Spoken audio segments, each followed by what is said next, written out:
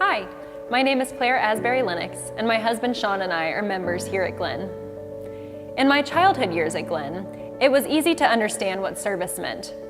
Sorting cans at the food bank or singing at Wesley Woods for Good Neighbor Day, seeing pictures of older youth and adults on the roof at a Habitat build, hearing about mission trips to Belize, Honduras, and Tennessee. When I think of Glen, I think first of community.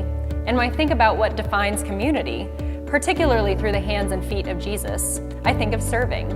Our friends and loved ones, yes, but more significantly, those whom we don't know or who aren't as easy to love. Our Glen community works actively on being present for all of these neighbors, known and unknown, loved and less loved. And I'm thankful to have always been part of a congregation whose members take serving so deeply to heart. In my adult years at Glen, I've come to understand that yes, service still looks like that active going forth into the community and beyond. That's what helps make us the church with a capital C. But there's another way of thinking about service where I'm more of a newcomer, as one serving internally at the core of Glen. Since I moved back to Atlanta just over 3 years ago, I've been part of the Glen Communications Committee, collaborating with staff and congregants to figure out how to best share our church's story and opportunities for involvement with the Atlanta area, newcomers to Glen, and even longtime members. My staff position at Candler School of Theology has led me to serve on the Glen Emory Committee, working to foster our relationship with the university in a number of ways.